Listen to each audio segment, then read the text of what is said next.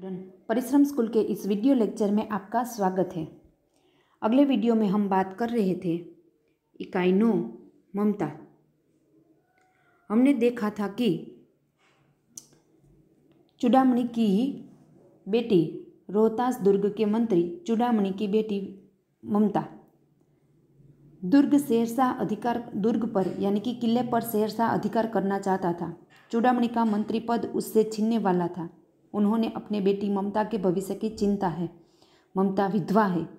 चूड़ामणि ने उसके भविष्य को सुरक्षित करना चाहते हैं।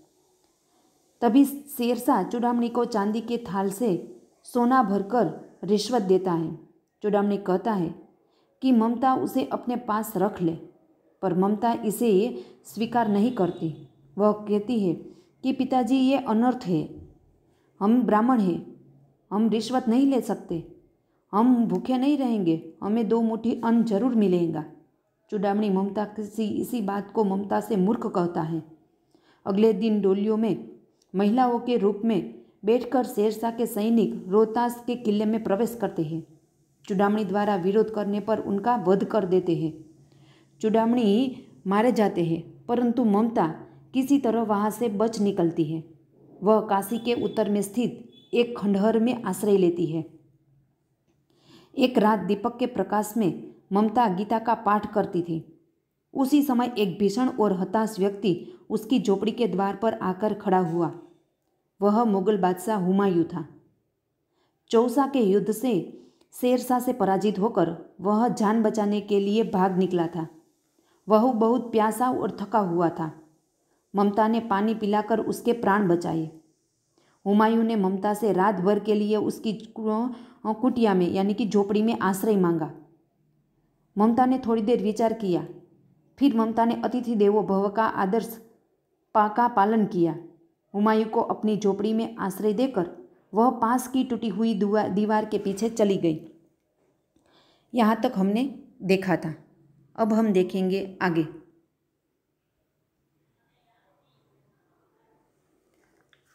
प्रभात में खंडहर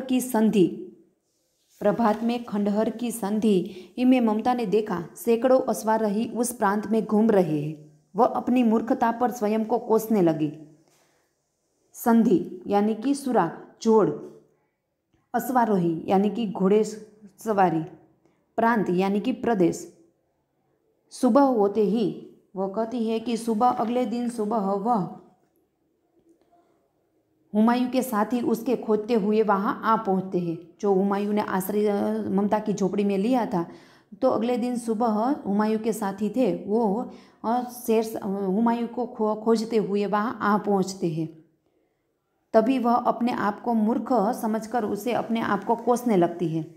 एकाएक झोपड़ी से निकलकर उस पथिक ने कहा, मिर्जा, मैं यहाँ हूँ। वह झोपड़ी से उसके सैनिक आ रहे थे। ऐसा देखकर हुमायूं झोपड़ी से बाहर आया और कहा, मिर्जा, मैं यहाँ हूँ। शब्द सुनते ही प्रसन्नता की चित्कार ध्वनि यानी कि प्रसन्नता भरी आवाज।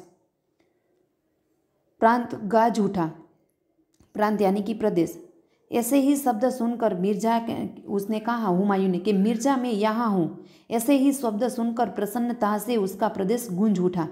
ममता अधिक भयभीत हुई। वह डरने लगी। ममता। पथिक ने कहा, वह स्त्री कहाँ है? उसे खोज निकालो। ममता छिपने के लिए अधिक सचेष्ट हुई। सचेष्ट यानी कि सावधान। वह मृगदाव में चली गई। मृगदाव यानी कि शिकारियों से बचने के लिए मृगों के पीछे का वन होता है, वो वन में चली गई। वह मृगदाव में चली गई। दिन भर उसमें से न निकली। संध्या हो गई। वे लोग जाने लगे। ममता ने सुना पथिक घोड़े पर सवार होते हुए कह रहा था कि मिर्जा, उस स्त्री को मैं कुछ दे न सका। उसका घर बनवा देना, क्योंकि मैंने विपत्ति में यहाँ विश्राम पाया। यह स्थान भूलना मत। इसके बाद वे वहाँ से चले गए। वह कहती है कि ऐसे शब्द मिर्जा ने कहा कि उस स्त्री को निकालो। तो शब्द सुनते ही प्रसन्नता से उसका प्रदेश गूंज उठा। ममता खूब डरने लगी। वो पथिक के आवाज़ से इतनी डर गई कि पथिक ने कहा कि वो स्त्री कहाँ है? उसे मेरे सामने ले आओ। ममता छिपने भयभीत होकर वह छिपने के लिए जो वो जंगल था पास में, मृगदाव यानी कि शिकारियों से बचने के लिए जो मृगों के पीछे का वन होता है उसे मृगदाव कहते हैं, तो के वन में चली गई। दिन भर वहाँ पर रही। शाम तक आने लगी और तब उसने लगा कि वो लोग अब जाने लगे हैं। ममता ने सुना कि पथिक ने घोड़े पर सवार होते हुए एक पथिक घोड़े पर सवार होते जो हुमायूं था, वो घोड़े पर सवार होते हुए उसके मिर्जा से कहने लगा कि उस स्त्री को मैंने यहाँ आश्रय पाया, इसलिए मैं उस स्त्री को कुछ न दे सका। यहाँ पर उसका घर बनवा देना, क्योंकि मैंने विपत्ति ने यहाँ विश्राम पाया था। यह स्थान मत भूलना। इसके बाद वह वहाँ से चले गए। चौसा के मुगल पठान युद्ध को बहुत दिन बीत गए। ममता अब 70 वर्ष की वृद्धा है। कि चौसा युद्ध से मुगल अब कितने साल बीत गए तो कि 47 वर्ष बीत गई ऐसे में। और अब ममता 70 वर्ष की वृद्धा है, वृद्ध हो गई है वह। एक दिन वह अपनी झोपड़ी में पड़ी थी। शीतकाल का प्रभाव था, शीतकाल यानी कि ठंडी का। उसका जीर्ण यानी कि वृद्ध, कंकाल यानी कि शरीर का ढांचा खांसी से गूंज रहा था। ममता की सेवा के लिए गांव की 2-3 स्त्रियां घेर कर बैठी थी, क्योंकि ममता आजीवन सबके सुख दुख की सहभागिनी रही थी। वह कहती है कि चौसा युद्ध के अब कितने साल बीत गए तो कि 47। ऐसे में मुगल जब यहाँ पर रहे थे उसके 47 वर्ष बीत गए। अब ममता वृद्ध हो गई थी, 70 वर्ष की हो गई थी।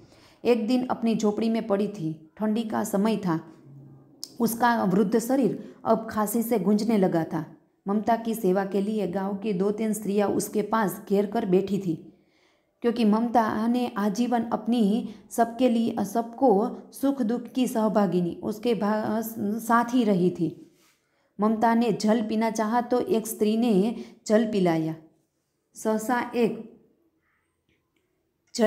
और सहसा एक अश्वारोही यानी कि घोड़ेसवारी उसी झोपड़ी के द्वार पर दिखाई पड़ा।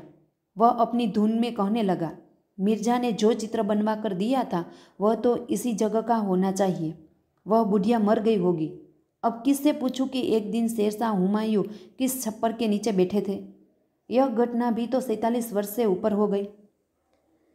स्त्री ने ममता के पास जो घेर कर स्त्री गांव की 2-3 स्त्रियां बैठी थी उसमें से एक स्त्री को उसे जल पिलाने के लिए कहा। ममता ने जल पीना चाहा तो उस स्त्री ने उसे जल पिलाया। तभी एक घोड़ेसवारी झोपड़ी के द्वार पर आकर खड़ा दिखाई दिया। वह अपनी धुन में कहने लगा कि मिर्जा जो अकबर ने हुमायूं के बनाए कहने के आधार पर जो हुमायूं का पुत्र अकबर था उसने ये जो चित्र बना कर दिया था वह तो इसी जगह का होना चाहिए। अब तो वह बुढ़िया भी मर गई होगी। अब किससे पूछूं कि एक दिन शेरशाह हुमायूं इसी छत के नीचे बैठे थे। यह घटना का तो भी 47 वर्ष हो गया है। ममता ने अपने विकल कानों से सुना। अपने पास की स्त्री से कहा, उसे बुलाओ। ऐसे बोल रहा था उसका मंत्री। तभी ममता ने बेचैन कानों से सुनकर उसके पास की जो स्त्रियां बैठी थी उसे कहा कि उसे बुला लाओ। अश्वारोही पास आया यानी कि घोड़ेसवारी, जो घोड़सवारी था वो उसके पास आया। ममता ने रुक रुक कर कहा, मैं नहीं जानती कि वह शेरशाह था या साधारण मुगल, पर एक दिन इसी झोपड़ी में के नीचे वह रहा। मैंने सुना था कि वह मेरा घर बनवाने की आज्ञा दे चुका था। भगवान ने सुन लिया। आज मैं इसे छोड़ जाती हूँ। अब तुम इसका मकान बनाओ या महल। मैं अपने चिर विश्राम गृह में जाती हूँ। चिर विश्राम गृह यानी कि स्वर्ग। मैं स्वर्ग में जाती हूँ। वह अपने विचल कानों से बेचैन कानों से सुनती है और जो मुगल था उसे अपने पास, मिर्जा था उसे अपने पास बुलाती है और उसकी पास बैठी थी स्त्री उसे कहती है कि जो घोड़सवारी है वो उसे यहाँ बुला लाओ। अश्वारोही ममता के पास जाता है और ममता रुक रुक कर, उसका शरीर अब वृद्ध जीर्ण हो गया था, इसलिए वह रुक रुक कर बोलती थी कि मैं नहीं जानती कि वह शेरशाह था या एक साधारण मुगल, पर एक दिन इसी ने मेरी झोपड़ी में आश्रय लिया था और इसी झोपड़ी के नीचे वह रहा था। मैंने सुना था कि मेरे घर बनवाने वह यहाँ पर मेरे घर बनवाने की आज्ञा दे चुका था। भगवान ने सुन लिया था। आज मैं इसे छोड़ जाती हूँ। वह कहती है कि आज मैं इस झोपड़ी को छोड़ जाती हूँ। अब तुम इसका मकान बनाओ या महल, मैं अपने ये चिर विश्राम गृह यानी कि स्वर्ग में, अब मैं स्वर्ग में जाती हूँ। बुढ़िया के प्राण पखेरु उड़ गए, वह मर गई। प्राण पखेरु उड़ गई यानी कि वह उसके प्राण चले गए। वह अश्वारोही अवाक खड़ा रह गया। जो अश्वारोही था वह ऐसे ही खड़ा रह गया। वह मर गई और वह ऐसे ही खड़ा रह गया। वहाँ एक अष्टकोण मंदिर बना और उस पर शिलालेख लगाया गया। जो बुढ़िया की झोपड़ी थी उसकी जगह वह गगनचुंबी अष्टकोण मंदिर बना और उस पर शिलालेख लगाया गया। सातों देश के नरेश हुमायूं ने एक दिन यहाँ विश्राम किया था। उनके पुत्र अकबर ने उनकी स्मृति में यह विशाल गगनचुंबी मंदिर बनवाया, पर उसमें ममता का नाम नहीं था। बाद में ममता की झोपड़ी की जगह एक अष्टकोण मंदिर बना, उसमें हुमायूं का नाम था, जिसकी याद में वह बनवाया गया था।